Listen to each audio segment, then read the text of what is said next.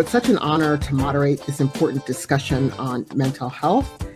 And now I actually have the great honor and privilege, and I don't know what else to say. I'm so excited because I love speaking with young people. And this is what this is all about, right? About students and young folks. So I am so excited to have this opportunity to chat with a student. I'm just going to say her name is Laura, only because I really want her to introduce herself. So Laura? Hi. So once again, my name is Laura Avila. I am 16 years old. I am a junior here at Southwest High School, located in El Centro, California. So a little bit about myself. I am a Mexican-American first-generation student here in the United States. I immigrated here when I was about 8 years old. And from then on, I started developing an interest in the medical field ever since I was really, really young. And after coming to Southwest High School and learning about HOSA, Future Health Professionals, which is a club that's dedicated into giving students the opportunities in order to go to the medical field and know more about the careers offered, I just decided, okay, this is for me. And I attended the first meeting. I met awesome people. And now I've been able to be a member for 3 years and a leader for the club itself for 2 years. Wow. So when you commit to something, you really commit to something. That's awesome. And I think you're going to be such an inspiration for other young women, other young Latinx women, so as well as just students in general. So thank you for sharing about your story a little bit today. So, we're going to be talking about mental health services and supports for students in schools. So from your perspective, what do you think is working well in terms of mental health support for students?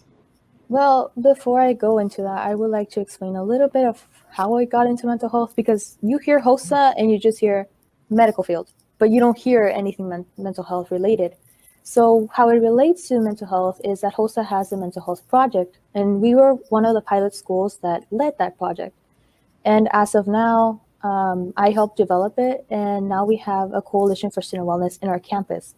So in that, we were able to develop a lot of activities and things in order to get students to know more about mental health and be able to advocate for it. As for how it is important in schools and how it is important to give those services to students, I would say that I like to say a lot that mental health is in everything. And that if you want a student to perform well in school, you have to let them know what they can do in order to support themselves before they can pass a test or before they have to go and do that great presentation. So for me, being able to advocate at my school and talk about mental health to other students, it's something that's of high importance, because for me, mental health was something that I didn't know about until I came to Southwest and learned about how mental health can be literally in every aspect of your life. That is really a great way to put it. A lot of us older advocates, and I'm sure I'm hearing it in younger folks too, say, there is no health without mental health. And you're really saying that there's kind of nothing without mental health. Like, how do you do your schoolwork, and how do you get on with your family, and how do you do all of those things if you do not have good mental health? So it sounds really great that you all had this opportunity to build something within your school. So what do you think lawmakers need to know about the kind of supports that students like you might need? Well, I think what lawmakers need to know is that without the resources, us students can't do anything. I live in the Imperial County, which is a severely underserved area in California. We're right next to the Mexicali border, and it's mostly Latinx people. And so we only have one resource center for mental health. Mm-hmm. And unfortunately, our school doesn't have enough resources to sometimes be able to get maybe umbrellas or tables for students to sit on, or a place where they could go and get resources. And unfortunately, I don't like to say that money is everything, because it isn't. The initiative and the drive from students and their ideas is what brings these things to fruition. However, money can allow us to be able to get those resources that we need. Maybe have more resources in underserved areas like mine, to have more mental health places in which they can go get help, where they can come and help our school to develop those plans. So lawmakers really need to see that even in our communities, there's a lot of students who want to make change. But unfortunately, because we don't have those resources, we can't really do much. And also allowing students to have those leadership opportunities. If I wasn't given the opportunity to become a HOSA officer, I wouldn't be here. I wouldn't be in my second year as a leader and being the chairperson for this new mental health organization at my campus. So I think those two things are the most important things the lawmakers need to see as of now. Fantastic, fantastic. I think you are a budding legislator. So this is fantastic. And again, you know, out of the mouth of youth, you know, we have to pay attention to what our students and what our youth are saying. And I'm hearing you say that loud and clear.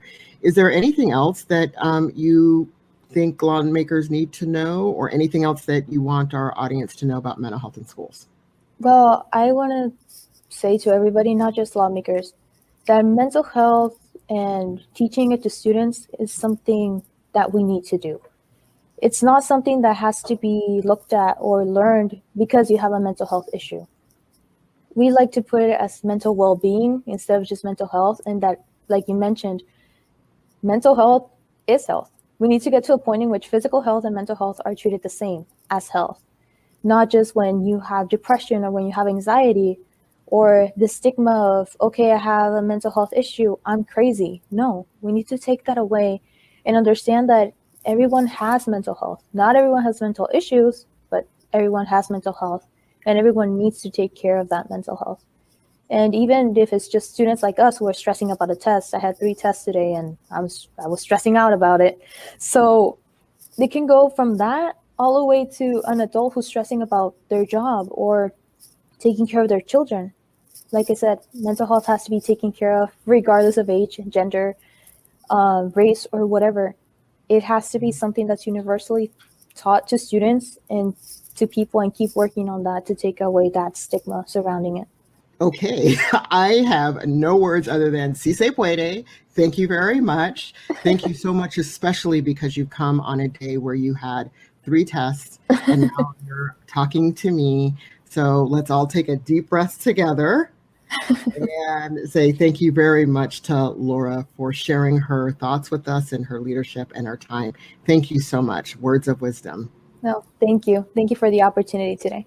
And joining us now is Senator Connie Leyva, who represents the 20th State Senate District. And as the chair of the Senate Education Committee, Senator Leyva is a champion for improving California's schools. So we are so honored to have her join us today for this virtual conversation. Thank you for having me. Oh, I'm so glad you're here. Yay. Yay. We get to have this wonderful conversation. I'm so excited. So I'm going to start off by asking just a simple question. Okay. As the chair of the Senate Education Committee, can you explain a bit about the priorities of the committee and how it positions you and your colleagues to provide leadership and support student behavioral health? Absolutely. Well, first of all, thank you for having me. And secondly, let me just say, I love and feel so honored that I get to be the chair of Senate Education. There's so much work to be done. And we know that after a year and a half, almost 2 years of a pandemic, there is so much for us to do for our students regarding mental health. I will tell you that before I was the chair of Senate Education, I sat on the committee, and mental health has been an issue and at the forefront for the last 7 years, but it really has taken center stage after the pandemic. We do know that there are opportunity gaps, and part of the way that we can close those gaps is through mental health, social emotional learning, and student re-engagement, which will be critical to help our students get back to where they need to be. Some of the things that will help with this issue is extended instructional time, extended school year, summer school, and one-on-one tutoring. Areas that we can address this, and how we will address this, is making sure that our students have health counseling, that they have mental health services, they have access to school meal programs, which is in the budget this year, and programs to address trauma and social emotional learning. And we also know that many families aren't ready to send their children back yet. I totally understand that. My kids are grown, but if my kids weren't grown, I might be a little worried too. Mm-hmm. So we have to realize that distance learning will probably be a big part of our future ongoing. Wow. So what aren't you doing? I mean, we're trying, on it. We're trying. Yeah, that's amazing. I mean, to hear like it's the whole wraparound for the whole child and family. Yes. that oh, wow, that's just, thank you so much. That's amazing. So when you're talking about all of this stuff, what are some of your legislative and budget priorities regarding student behavioral health? Well, what I would like to say, one of the things, again, why I love being the chair of Senate Education is my colleagues bring lots of great ideas. And as the chair, I get to help figure out how does all of this fit together and make sure that we're giving our schools what they need, the resources they need, and also making sure that our children are getting what they need. And we don't have these one-off crazy ideas. I am a huge fan of school-based health centers and the community school strategy. And I'm very excited that we have put investments in both of those in the budget this year. And I'm also interested in exploring ways to set aside a portion of the mental health and substance abuse funds specifically for our youth. And I also think we need to keep thinking about, and this will be for next year, how do we make sure every school, K through 12, high school, well, K through 12, how does every school have a mental health professional at their school? I think it was critical before the pandemic, and it's even more critical now. So we've done a lot of good stuff, but we have a lot of work to do. Wow, that's really such a good start. And I love the idea of a mental health professional at every school. I mean, I'm older than dirt. I'm not really, but I'm kind of oldish, right? And, thinking back to my school days, what it would have been like to have, somebody there that I could go talk to any time of the day or give a call just to get some support, especially, as you say, now during the pandemic, there's so much trauma and stress and pressure. Having somebody right there to go to just makes it so easy and safe. Yes. So yeah, I hope that can get done. A mental health professional and having a school nurse. I'm older too. And I remember at my elementary school, there was always a school nurse. And now we know school nurses serve 2 or 3 or 4 schools. So LCFF, a local control funding formula is good, but you have one school district that does one thing, one that does another. How do we make sure our students are getting all of these services? So I hope that's what we can work on next year. Awesome. We know separate is not always equal, so it would be nice to have everybody to have the same thing. That's amazing. So what issues or bills have come before the Senate Education Committee in the last year regarding the intersection of education and behavioral health that have particularly impacted you? Well, again, like I said, this is the fun part of my job, is seeing all of these bills come through. But one of your sponsored bills actually caught my attention, SB 224, which was authored by Senator Portantino. And this bill requires schools that offer 1 or more health education classes for pupils in middle school and high school. Kind of gets to that idea of making sure everyone has access that we were just talking about, and that these courses would be in mental health. I'm sorry that the scope of the instruction was limited, but it's a step. And sometimes we have to make that first step and then come back and do better next year. Also, AB 586, which was authored by Assemblymember O'Donnell. It was not heard in my committee because the provisions of the bill were put into the budget. So that's something that happens too, and that's okay. What the bill would have done and is now in the budget is it will establish the School Health Demonstration Project to expand comprehensive health and mental health services to students by providing schools with intensive instruction and committees that can do this work.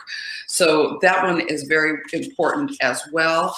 Also, the budget requires the Department of Education to appoint a school nurse consultant to work with schools and school nurses to promote school nursing and school health programs. So I hope this helps us get to that a nurse at every school issue. And the provisions of this bill had been in AB 285 by Assemblymember Holden, but the bill was also absorbed into the budget, which is good. Mm-hmm. There's lots that I love, but I know our time is limited. Yeah, no, those are great. Those are great. And so when we're talking about all of this, what are the other policy and or budget ideas that the state might consider to support young people who've been historically underserved, like youth of color, youth who are experiencing homelessness in their families, foster youth, and LGBTQ+? Really, really good question, and such an important issue. Again, I will say that I'm very interested in exploring ways to set set aside a portion of mental health and substance abuse funds for our young people, for our students. The budget does provide $50 million for schools to use to support the creation or expansion of ethnic studies course offerings. The legislature recently passed AB 101 by Assemblymember Medina. It's sitting on the governor's desk, and we hope that he signs it. This is a bill that has come before me almost every year that I've been in the Senate, and I think it's so critically important because I believe in my heart that when we learn about each other, we will realize we have more in common than we don't.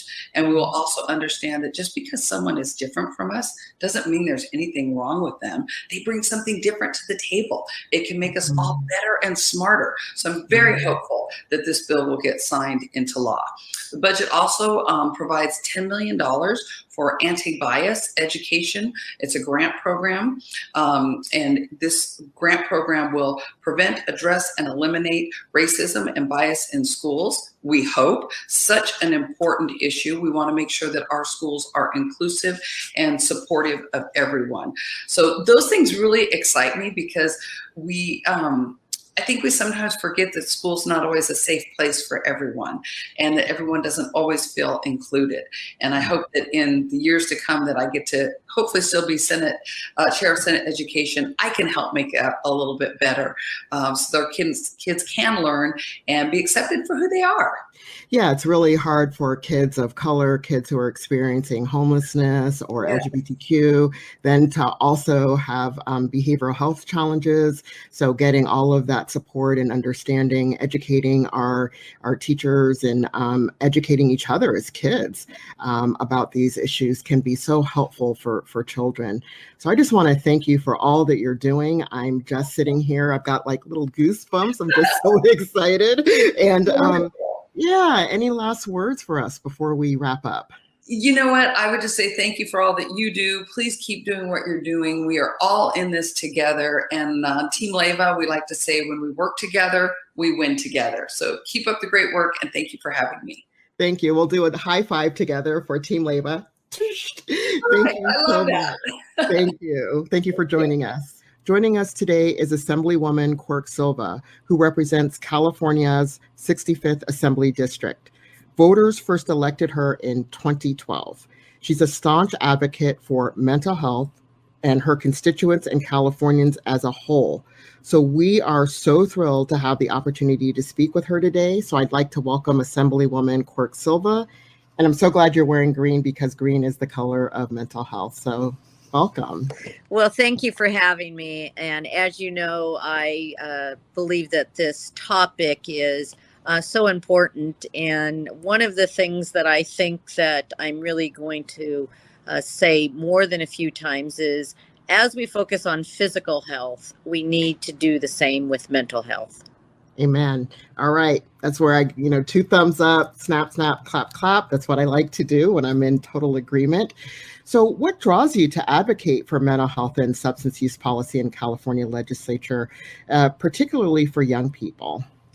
Well, I've been an educator for 30 years, actually teaching the younger ones in third and fourth grade mostly, but as a legislator as well. And as a mother, I have 4 young adults from the ages of 24 to 32. And so between all of those roles and seeing firsthand, not only in my own family, as many of us know, most families have somebody in their family that really needs not only support under mental health guidance, but family support. So it's an important issue. Yeah, I couldn't agree more. I mean, I did a lot of work with the National Alliance on Mental Illness, was president of their board and on the NAMI California board. And so thank you so much for speaking that out about and doing legislative work around that issue. So from your perspective, what can we do to assist schools with the needs around behavioral health services, particularly as it relates to historically underserved communities, including youth of color, folks who experience homeless, foster youth, and LGBTQ plus youth? Well, first, I think access. Access is one of the most difficult things for families to understand of how do they navigate the mental health system. So if you think about your school systems and you think about mental health systems and even the health system, they're not always the easiest systems to navigate, especially if your family speaks another language. So having access is not only important for families, but for the older the students are, high school students in particular, being able to even get some type of support on campus, whether it be from a counselor or a telehealth professional. But I will note that some schools have counselors, but they're really focused on academic counseling, not counseling for issues you might be suffering from. So I'm really very much, if there's been any, I guess, if you want to say good news from the pandemic, is that it's showing us that what we're doing now through Zoom, through telehealth, that there can be access that students can get right on from the campus themselves. Yeah, excellent. And it's such an incredibly important time in a young person's life. That's generally when mental health and substance use conditions will show up, is kind of when they're in school and in high school or a little bit below, and ensuring that our family members know what to do and where to access and how to access. So what kind of legislation, can you talk to us about your legislation this year and what these bills might mean for student behavioral health? Yes, I've the last 2 years have spent quite a bit of time working on really combining the idea of focusing on homelessness and focusing on housing. And all too often we hear that, people that are homeless have mental health conditions, which we certainly know can be true.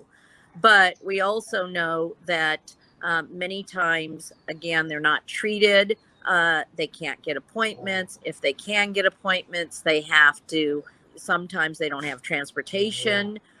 Sometimes it's going from building to building, from city to city. So one of the focuses that we've had is making sure that with our mental health system, that they will treat co-occurring conditions. And this means that, for example, oh my gosh, my dogs are going to be really obnoxious right now. They're in agreement with you, so they want to show up with agreement. It's all good. That's right. So what I'm saying is that, for example, somebody might be suffering from an addiction issue, and if they were to go and get help, they might say, we're just going to work on the addiction.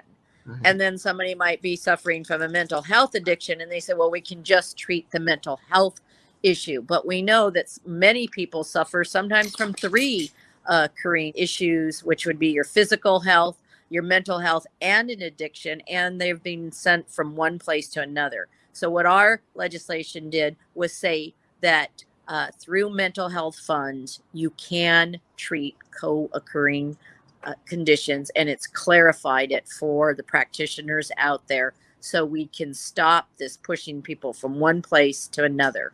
This is when I say, again, snap, snap, clap, clap. Yes, spill the tea. Yes, all the things that we say now around is such agreement about those critical silos that need to be just taken down to help people and meet them where they are. So thank you very much. And so when it comes to behavioral health, what other policy ideas are you thinking about for the next year and beyond? Well, again, one of the things that I think, if a parent has a child who wakes up with a fever or a sore throat, we think about calling a doctor if they have access. Again, access. But if a child wakes up with anxiety or feeling isolated or feeling depressed, but a lot of times they're not thinking that they need to access help for their young adult. And even sadly, sometimes even younger than young adults, sometimes even from elementary school. So we too often wait, and we wait thinking, well, they'll feel better. So again, one of the focuses I want to have is to reduce this stigma that getting help is somehow shines on the family, like you didn't do the right thing. We know that everybody needs help, whether it's to lose weight, whether it's to focus on eating disorders, all of these require people who are experts in the field. And so it's really to start to get parents more educated that they should seek help for their children and young adults, but also to empower young adults, whether they're foster children, students, that we want to be there for them as a society, because the worst thing that we have seen in this pandemic is this very large increase in suicides. Yes, yes. So thank you very much. You're talking about access, meeting people where they are, breaking down the silos, supporting both the family and the youth. And most importantly, you got to start with focusing on that stigma so that people can reach out and ask for the help when they need it, especially for young children. And as you get older, as a young adult or high school student, how do you reach out yourself that getting help is okay, because you're going to get it for anything else. So thank you for all that you're doing and the legislation that you're, working on. Are there any last comments that you have before we wrap up? I would just tell some of your viewers out there that, your life really does mean something, and to know that if you don't feel that somebody cares, there really are listening ears out there. There's people that do want to help, and that we hope that you'll definitely pick up a phone. I'm really a believer in face-to-face and to talking. Yes, we have a lot of technology, and that certainly helps, but really understanding that people want to help. We definitely have to do a better job of getting people trained to work in these fields, and people of color, because we know that there is, we need more people, professionals that can really understand families that need more support. Thank you so much. And again, the dogs are in total agreement and are my gosh, to support I am you. so sorry about that. This is the life of 2022, 2021, and 2022. So thank you so much, Assemblywoman Quirk-Silva, for joining us today. Thank you. Thank you so much. Great to see you. I am so excited to introduce this next panel.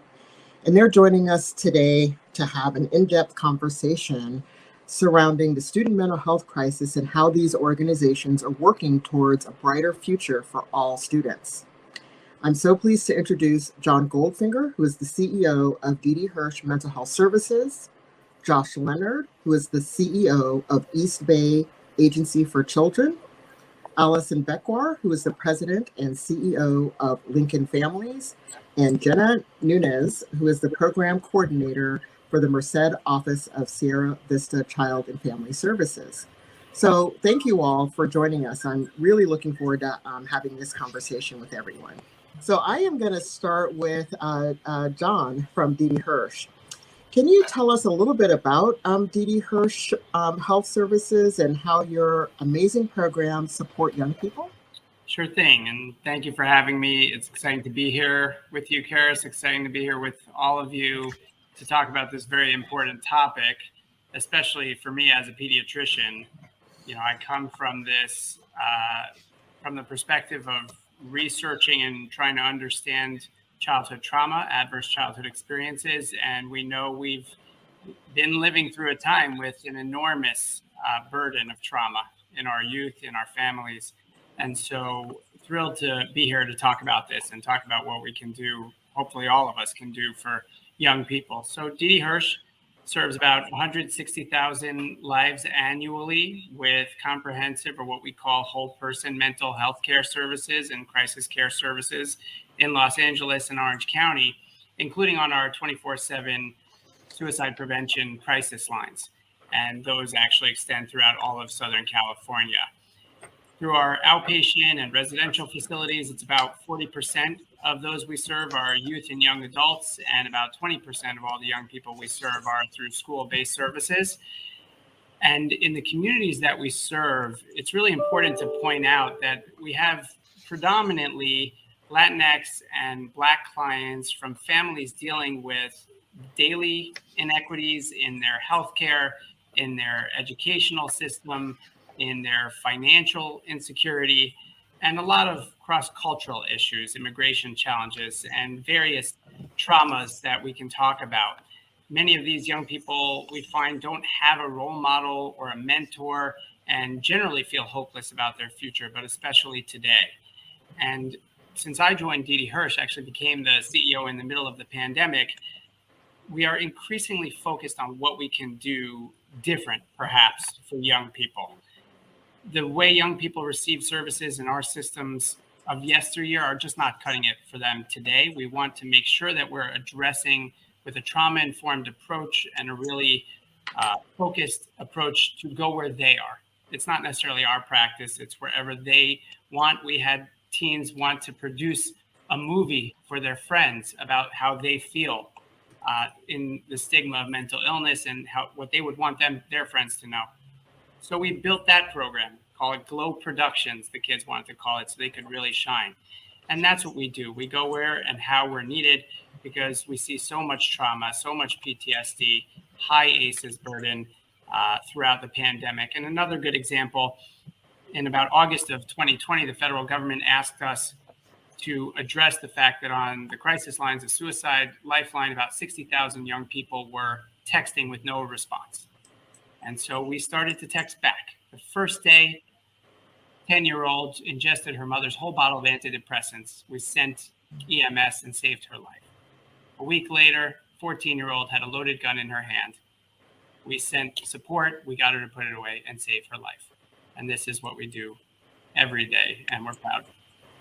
Wow, thank you so much for sharing and for doing the work that you're doing. And so for you, Josh, can you talk about EBC's school-based mental health programs? They're really incredible. Can you tell us a little bit about them?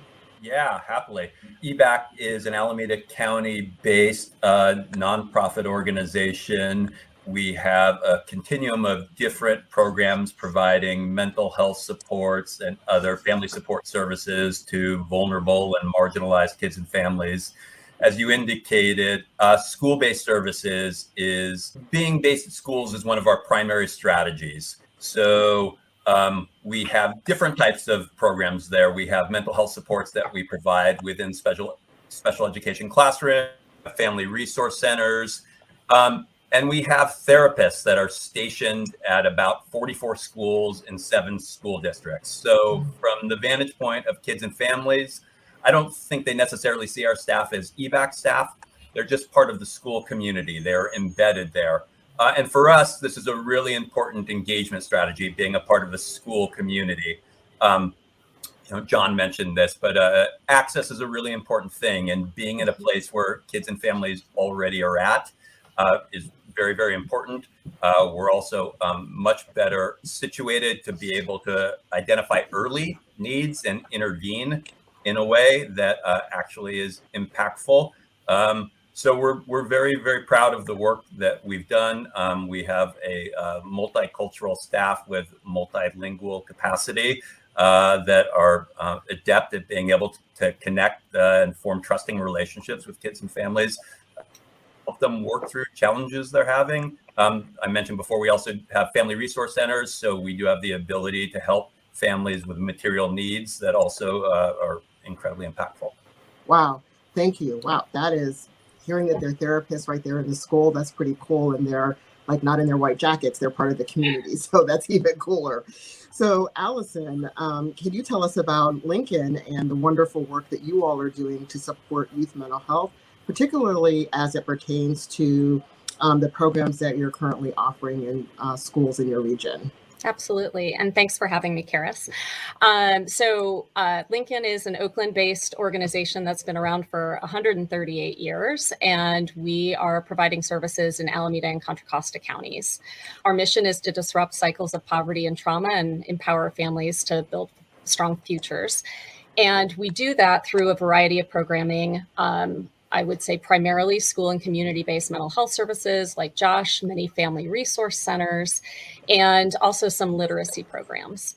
And, everything that John and Josh just said really resonated. I would also say one of the beautiful things about doing school-based work is that it is destigmatizing of receiving mental health services. Mental health services should be a right.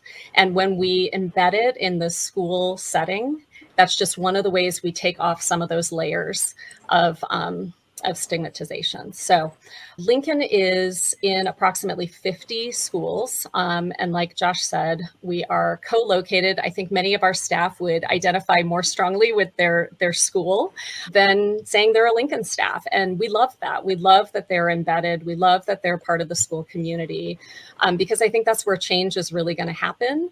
That when someone's not seen as someone who pops in or does, pull out, but they're really there as part of the school community and in it together with the school staff and students and families.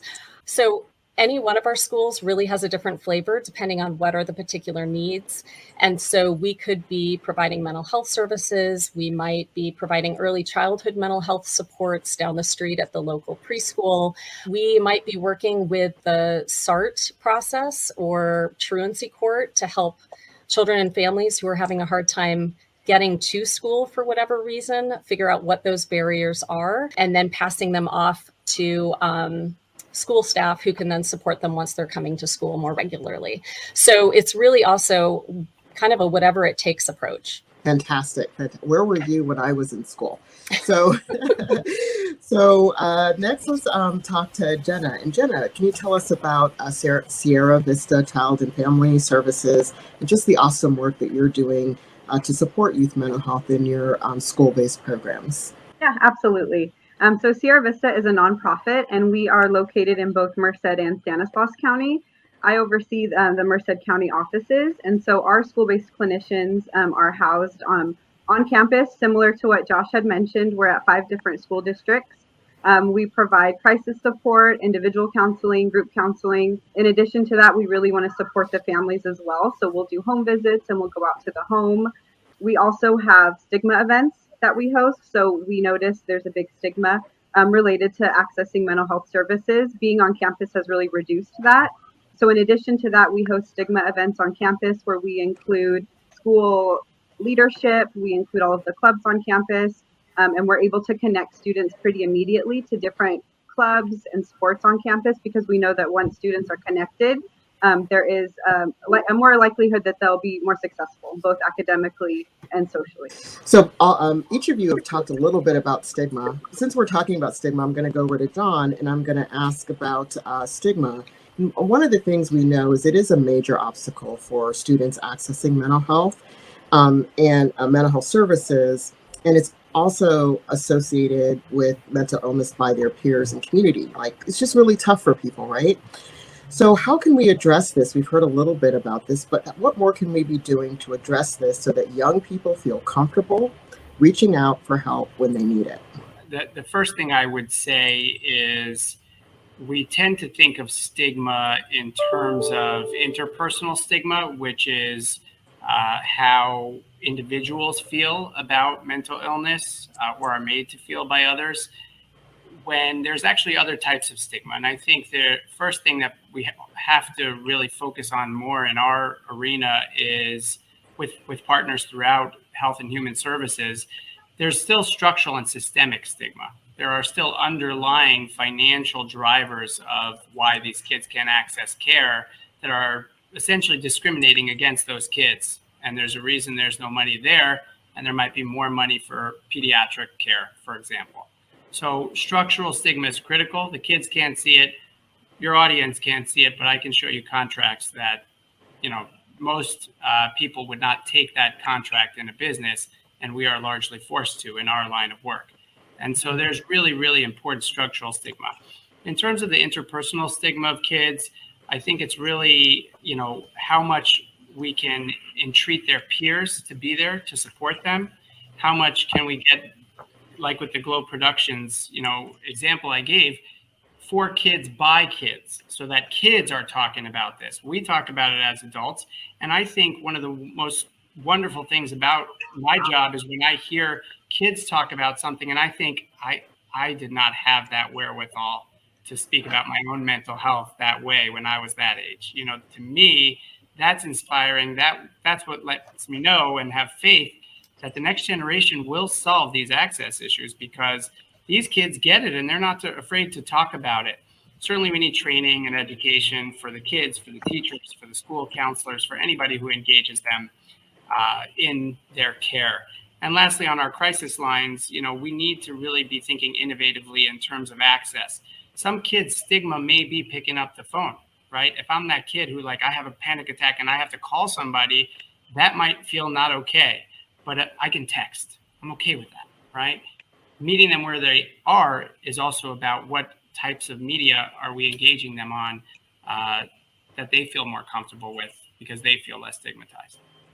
That's awesome. Thank you. And I'm so glad you brought up the idea that there's more than one kind of stigma. And so perhaps we should be saying stigmas rather than stigma so that we're addressing all those different types of stigma. So I'm going to turn to something around COVID. I mean, this is the time, right? We're in the middle of a pandemic. Maybe we're coming out of it. So, Josh, can you talk a little bit about how COVID-19 and the stress that students have experienced over the last year, a year and a half, and have impacted the demand for your school-based mental health services? Yeah, so I think we're seeing that in some different ways that continue to emerge. None of them, I think, are particularly surprising. In all of our schools, we have kids that have lost caregivers. And so that is incredibly intense. And there are lots of needs around that. I think we're also seeing the impact of a year and a half of social isolation. At our school sites, we are seeing more conflicts than pre-pandemic, more fights, and difficulty with kids navigating interpersonal challenge, again, which makes sense. Lots of kids were in their room on Zoom for a long time, and they're not used to this. They're also coming back to an environment in which there continues to be heightened levels of anxiety. People continue to be fearful about COVID. Many schools are struggling with staffing shortages and incredible stress amongst the teachers and administration. And this rubs off on the kids and the entire population. So all of these are things that we're seeing showing up with the kids that we're working with, and we're providing them support with that. I would also say that there was a group of kids that sort of fell through the cracks the previous 18 months when schools were shut down. So all of us are describing that we have programs that are predicated on this idea that we have visibility in schools, and as needs surface, they're seen and referrals happen. And unfortunately, many of the kids with the highest level of need dropped out, right? They weren't showing up to the Zoom school. There wasn't eyes on them. And so they weren't referred for services. And now they, again, are connecting, which is a great thing. But there's a lot there. Yeah. What kind of innovative programs in school-based mental health have you been doing at EBAC during this last year and a half? Yeah, so it was certainly interesting, and we spent lots of time developing models that were optimally impactful, and they were predicated upon doing in face-to-face services at schools. And so we quickly had to pivot to telehealth and trying to figure out other strategies for engagement. And I think in some ways doing this validated the critical importance of proximity, right? Face-to-face services. But I think we also saw in certain cases that telehealth can be helpful and impactful. So I think Allison was describing, maybe someone else, in terms of texting, that for some kids, maybe it was John, sorry. For some kids, that may be a more comfortable way to begin opening up. And so we're integrating that more into our service now. One of the great things about school-based is that's where kids are at, but sometimes it can be challenging to engage families from the school side. And I think we found with the telehealth tool that we're more able to connect more consistently with families. And there's also something beautiful, truthfully, about being able to visit families in their homes through telehealth, right? And it's a bit more intimate relationship that can be developed. I think we've also integrated out of necessity, but online video games with younger kids as a way to connect that, frankly, I don't think my staff would have prior to the pandemic thought to be a meaningful intervention. But in some ways and for some kids, it has been incredibly impactful, and we're going to continue to figure out how to integrate that into our practice even now that we don't have to. You say games. I have a certification in geek therapeutics, which is like hilarious to people, but it's things like playing Dungeons and Dragons and video games, and how do you do that in a therapeutic way. And I do it as a peer. I'm not a therapist, just to be clear. Okay, so thank you for all that. That's just really great information. But you did say something about people falling through the cracks. So I want to turn to Allison and ask about, from your perspective, what can we do to assist schools with the needs around those behavioral health services, especially as it relates to historically underserved communities, including youth of color, youth who are experiencing homelessness, foster youth, LGBTQ plus youth, because we've seen the fallout from COVID and the disparities for a lot of these communities. Absolutely. So I might go on here, so feel free to cut me off because I have lots of ideas. Well, just in what Josh was talking about, with some of the ways in which kids were falling through the cracks, one of the ways we had to pivot, we have a whole program that was predicated on truancy court. Well, no one was getting sent to truancy court. And let's pause for a moment. Why are we waiting for kids to be sent to truancy court in the first place? So, we really started having conversations with schools about, with administrators, who are you worried about? Who have you not seen on calls? And we just started to pivot. Our county funder was supportive of that we said, we're gonna go find the kids who aren't showing up, that the teachers aren't hearing from. So I just want to share that that's another way we need to constantly be thinking about why we're doing what we're doing. And quite frankly, I'd like to hold on to that we don't wait till kids end up at truancy court before the services kick in. I think there are a number of things that we can be doing to support the schools. I think one of the ways where we start is in the cost process.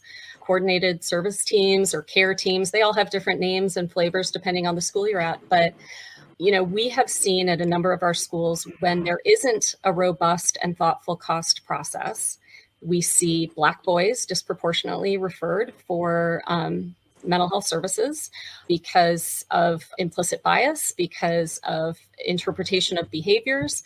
And so when we can set up a really great cost process and we're looking for early indicators, and we're looking for both internalizing and externalizing behaviors, we can really make sure that kids who are in need of support get it, and get it for the right reasons, not for someone else's idea of what the right reason is. So that's, I think, one of the best ways we can start is like, what are we setting up for even a system of identifying and supporting youth when they need it? John said something about kids by kids, or kids helping. Kids by kids by four. Yeah, kids. Yes. Kids by kids. Thank you, John. Nothing Yeah, 4 kids by kids. In my head, I was at the same time saying 4 parents by parents, especially at the elementary school level. For those of us who do family resource centers, where there are then hubs that are, again, helping to destigmatize getting help, because one of the beautiful things about family resource centers is that every caregiver can both get help and give help. And so there's just an automatic network of support that's created. And so I think that having, and quite frankly, in schools where there's more resources, this is called the PTA, frankly, but an FRC can be this amazing force within a school, and really, again, be a hub for families to get what they need. Last thing I'll say is around what we're doing for kids who are in foster care. And there's a lot of conversations in districts. Usually a large district will have liaisons for kids who are foster involved. But what I think is often left out of the conversation is what is happening for the majority of kids who aren't living with their biological parent, who are not in the foster care system. They are with an informal kin caregiver. And I think it is critically important that we're trying to figure out how to support those families, because so many of these grannies and aunties and uncles are stepping up and supporting, and yet don't get nearly the supports they need to do that. We were working with a school district that we were talking to, and they had a foster care liaison. And I asked them how many kin caregivers they said. they had in their district. And they said, we don't have any. And so we asked them, could you just start asking a few key questions with families when they're coming in the door? Suddenly, there were 300 kin families in the district.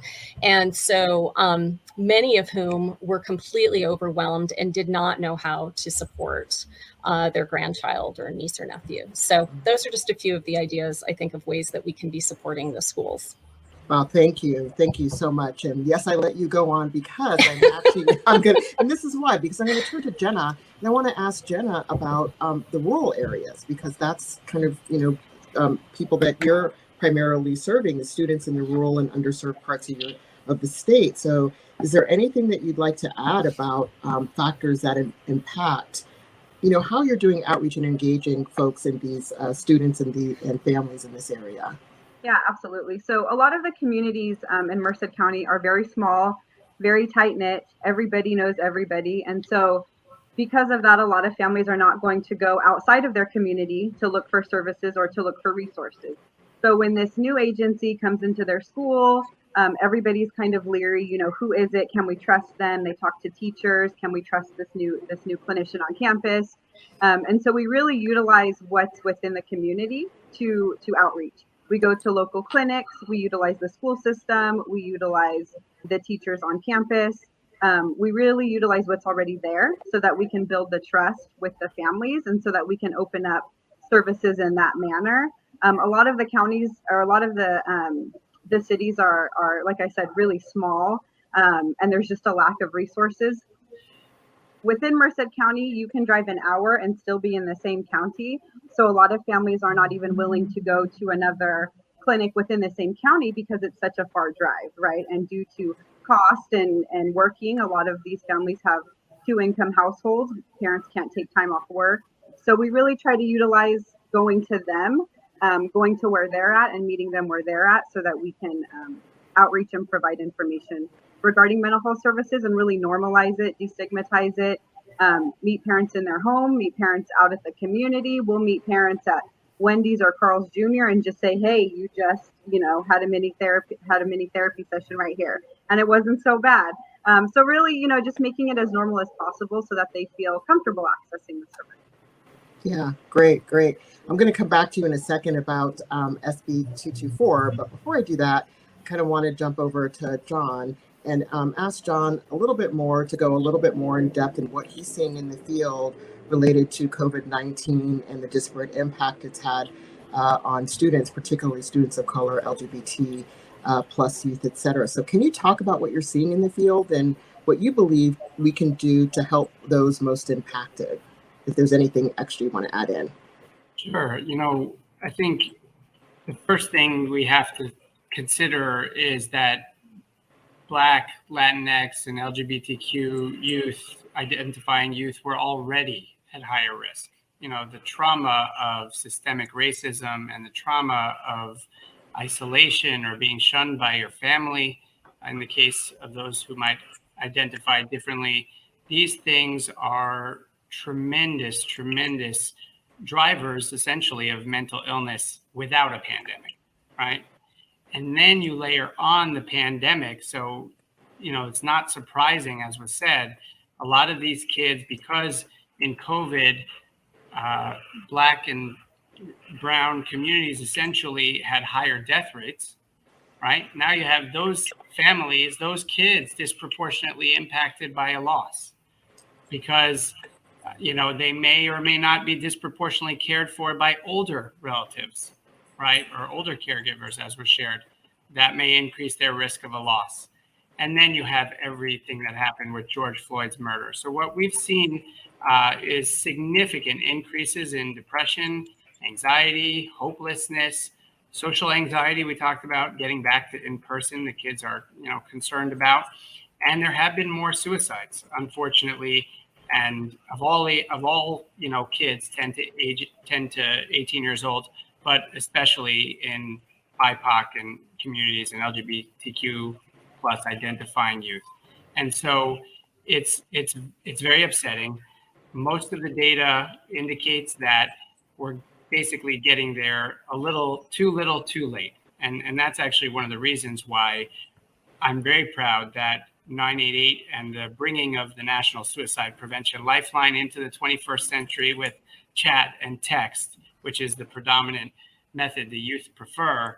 And we even see there may be gender and race and ethnicity differences too in who prefers chat and text. Really interesting early data, but it appears that this modernization of the National Suicide Lifeline is increasing equity. And then on top of that, we also recently launched a 24/7 campaign with the LAPD to ensure that officers are kept out of situations where Black boys predominantly would be at risk, and the entire communities could be traumatized.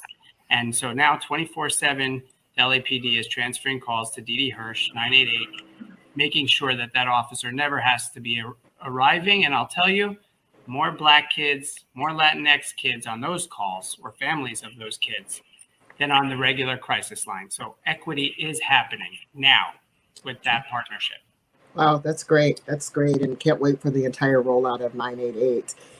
So I'm going to talk about, actually, I was going to ask Allison another question, and then we'll move to SB 224.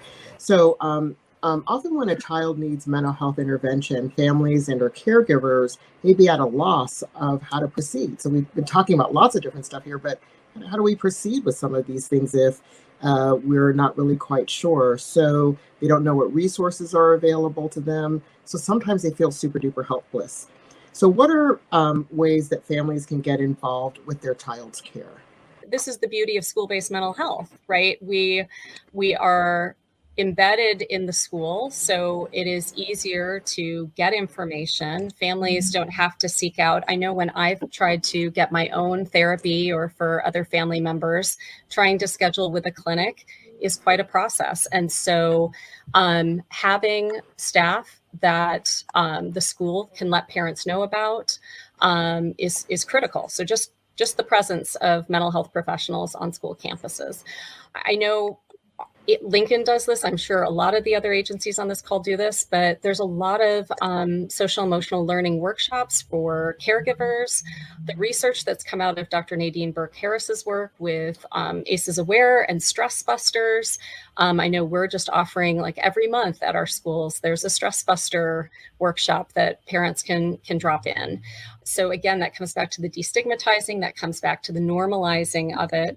So I think that, those kind of workshops, we do a lot of like developmental, ages and stages, what's normal, maybe really annoying that your kid's doing, but normal, and what is maybe more cause for concern. Certainly, John was talking about suicidal ideation, helping parents with that. But I also know for all the school-based mental health providers, I know the staff make themselves available for caregivers when they walk in the door to the school. For a student who's struggling, who isn't, necessarily our client, and so that's part of the work and why we're there, so that those moments can happen that sometimes organically need to occur and wouldn't just happen on its own. So now I'm going to turn to Jenna. Now it's the SB 224 question. And why am I asking it? Because Allison started talking about info. But who needs the info? How do you get the info? Info about what? I'm a kid. What the heck is mental health? Do I have mental health? Do I have a mental illness? What do I know?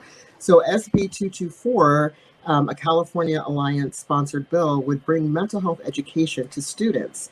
This piece of legislation is currently on the governor's desk, waiting on his signature. So what about this bill speaks to you, and why do you believe the governor should sign it? So I am very excited about this bill. I think this is going to totally normalize having conversations about mental health. It's going to bring education to schools at all levels, elementary, middle, and high school. It's going to let children know signs and symptoms of mental health. What is mental health? Is it okay to be feeling this way? What does anxiety look like? What does depression look like?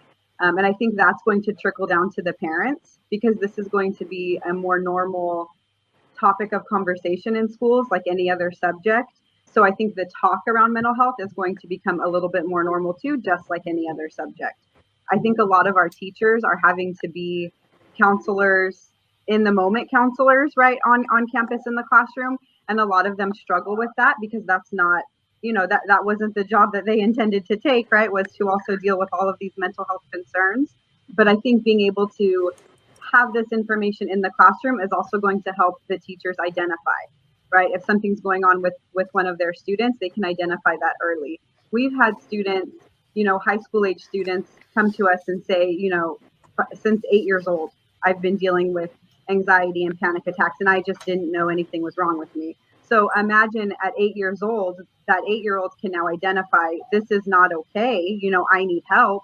And they're able to say that, and they're able to get that help early on. So I think this is huge for mental health. I think we're able to now take a proactive approach instead of a reactive approach, which is unfortunately what we've had to do, just given the stigma around mental health and the lack of information that the families and students have been given. So I think, wow. like I said, I'm excited for this, and I think it's really a big step towards destigmatizing mental health conversations.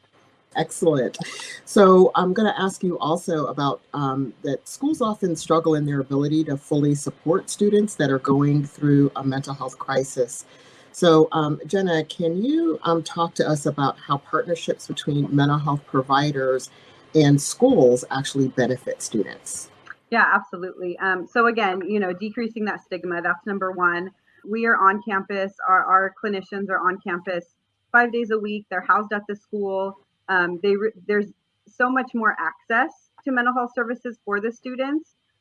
They don't just have, a once a week therapy session Wednesdays at 2 p.m. We're readily available for them Monday through Friday. And a lot of the time students do come in multiple times per week because they know, somebody is there to help them in the moment.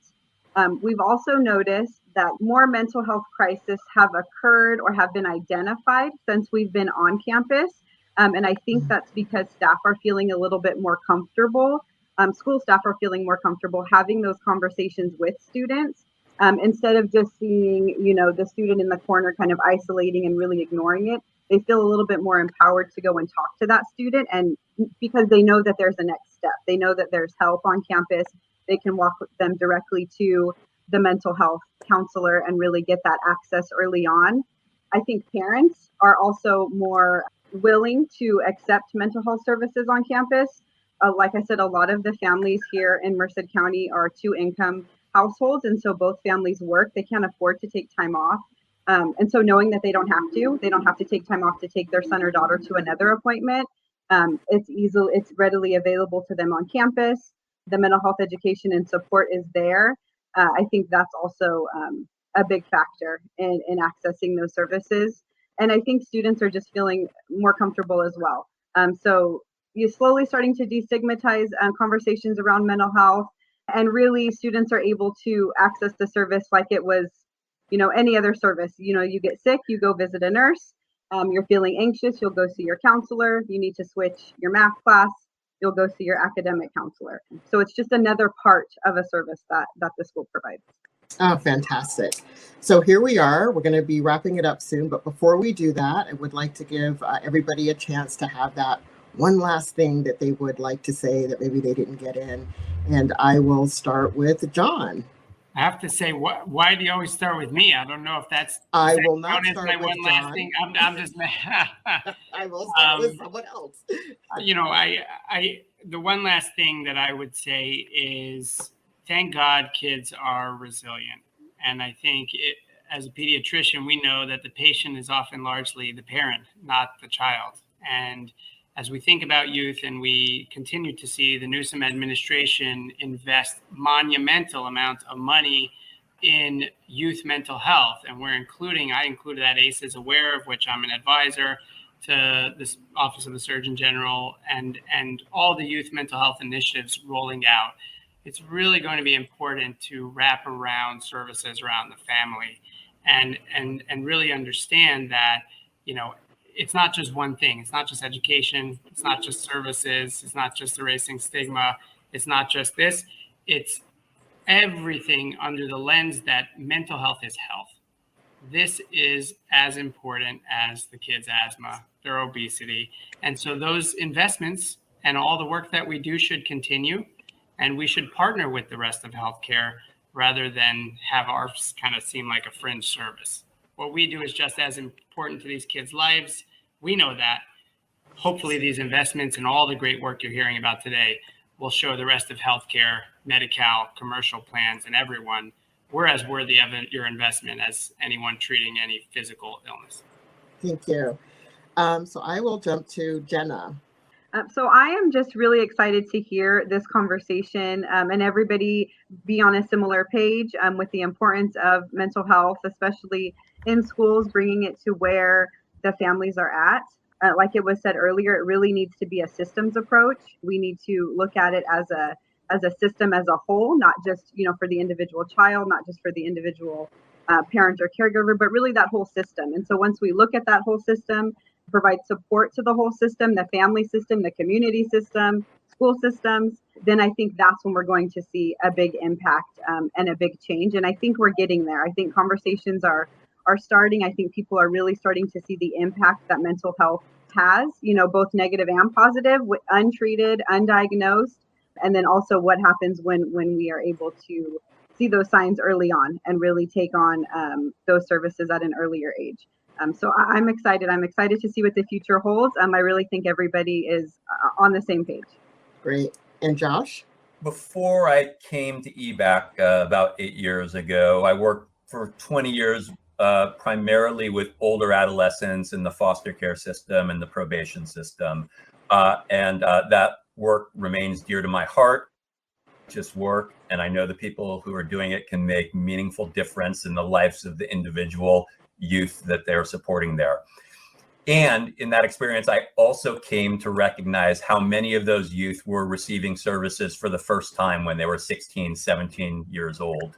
And so for many of the reasons everyone is describing in this conversation, I've become an evangelist for school-based early intervention. I just believe so strongly that that early recognition of need and the provision of accessible quality service can make such a difference in the trajectory for kids and families, where they don't end up in systems that, regardless of how righteous or how good the curriculum, they just don't have great outcomes. So I am incredibly heartened by the increasing recognition of schools as a site where we can station mental health services, in the conversations and investment in things like community schools. We haven't talked a lot about funding. For us, the overwhelming majority of our work is funded by Medi-Cal, which again has allowed us to serve thousands of kids each year. But there are limitations. So for one, not all kids on campus have Medi-Cal. And so you have a bifurcated system between commercial insurance that doesn't lead, or it leads to disjointed services on campus. And Medi-Cal is specifically reimbursed for direct provision of service to a child. And that's very important, but there also is work that we could be doing more in terms of school climate, school culture, really working with staff, teachers who are with kids a lot more than we are and with a lot more kids that I think could make profound difference. So I'm incredibly excited to continue to have those conversations and innovate and evolve to be even more impactful. Great, great. And Jenna, final thoughts. Not me. Oh. I spoke, but I can give you more thoughts. I definitely have more ideas. I'm losing track of who hasn't said anything. It's Allison. Would you like me to say something? No, Okay. you're not allowed to say anything, Allison. Well, I was No, going to we say, need you to after say it. what everyone else just said, Yeah. I don't think I'm going to say anything that differently, but I'm feeling incredibly hopeful.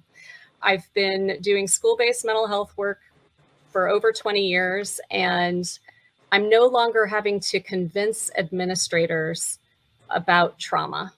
And they are coming to us and saying, I saw this kid, I'm worried about them, I want to do things differently. How do we incorporate, meditation into our morning rituals? And how do we make sure no child is being missed? And, there's just a way in which the conversations have shifted, and there is now, I feel like a will around this, that people really get the impact. So I am heartened by that. I think some of the things Josh was talking about, we have some real limitations in what we could be doing, and we need to be thinking more holistically about how do we do tier 1 school climate and culture supports? How do we integrate tier 2, that, you know, someone doesn't have to be struggling so badly before they can get what they need. So I feel like all the right ingredients are there, and we just have to continue to really push for what is truly a right. Mental health is a right. Wow, thank you. Mental health is a right for kids by kids, for parents by parents.